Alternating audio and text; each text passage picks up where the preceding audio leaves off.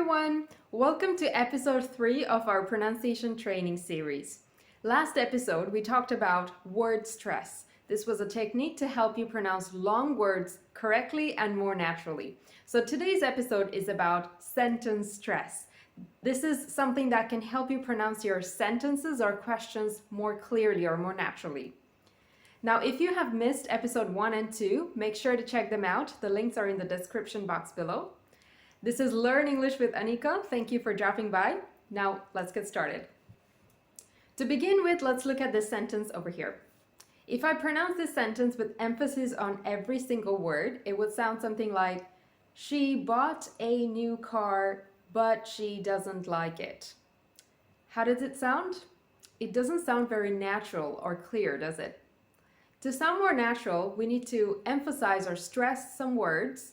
On the other hand, we need to de-stress or unstress some other words. So if I say this more naturally, it would sound something like, she bought a new car, but she doesn't like it. She bought a new car, but she doesn't like it. See the difference? So what did I do differently here? When I said the sentence more naturally, some words were stressed or emphasized more, and some other words were unstressed or pronounced more gently. Now, how do you know when to stress or unstress a word? I'm glad you asked.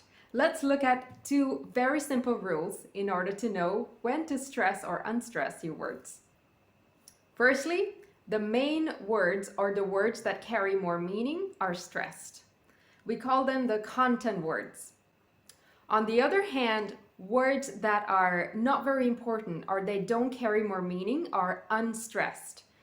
So we call these the structure words. Now, how do we know if it's a content word or structure word? Let's have a look. So content words, or the main words in the sentence, are stressed. There are 5 main categories to it. Firstly, the main verbs. Examples include sell, give, employ, go, come, even have and be when they are the main verbs. Notice that when have and be are auxiliary verbs in a sentence instead, they are not stressed.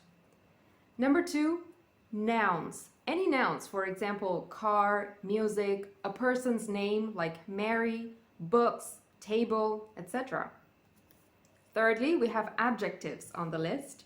The examples include red, big, interesting, exciting, funny, and so on.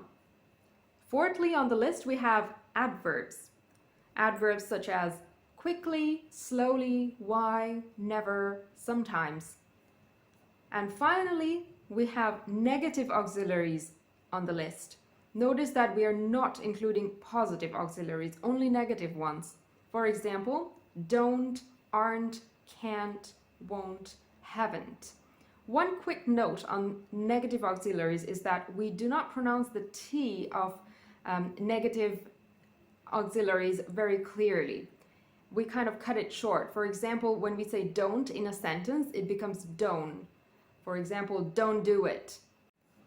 Moving on to structure words, or words that are unstressed in a sentence or question. There are, again, 5 categories. Firstly, pronouns, such as I, you, he, she, we, or they. Secondly, on the list, we have prepositions, such as on, at, into, in, for. Thirdly, we have articles, a, and, the. Fourthly, we have conjunctions, and, but, because, etc. And finally, on the list of structure words, we have auxiliary verbs or positive auxiliary verbs, which are do, be, have, can, must. Notice that we have modal verbs included here as well. Now let's practice. Here are some sentence examples. Listen and repeat after me. Note which words are stressed and which words are unstressed. Number 1, she can't do it. She can't do it. Where do we have the stresses in this sentence? So the stressed words here are can't, because it's the negative auxiliary verb, and do, because it's the main verb in the sentence. So repeat after me. She can't do it. She can do it. Very good. The second sentence is, he can do it. He can do it. Do you notice how the stress has shifted in this sentence? Where are the stress words in this sentence? There is only one stress word here, which is do. Do is the main verb, so it's a content word. But then he is a pronoun, can is an auxiliary, a positive auxiliary verb, and it is a pronoun. So we do not stress them. So repeat after me. He can do it. He can do it. Number 3, where'd you go on your last holiday?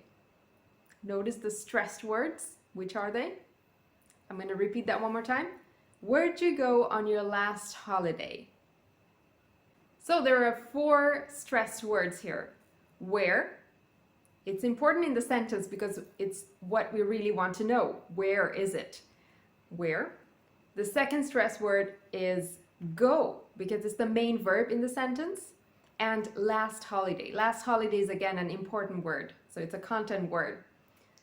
Notice the sound when I'm saying did you. Where'd you go? Where'd you go? So did you is actually squashed together and pronounced together. Where'd you go on your last holiday? Repeat after me. Where'd you go on your last holiday? Number 4, I've never been to the Caribbean. I've never been to the Caribbean. Where are the stresses in the sentence? The stress words are never, which is an adverb, been, even though be is normally an auxiliary verb, in this case it's a main verb, so we stress been, and Caribbean. Caribbean is an important word here because it's a name of a place. So repeat after me. I've never been to the Caribbean. I've never been to the Caribbean.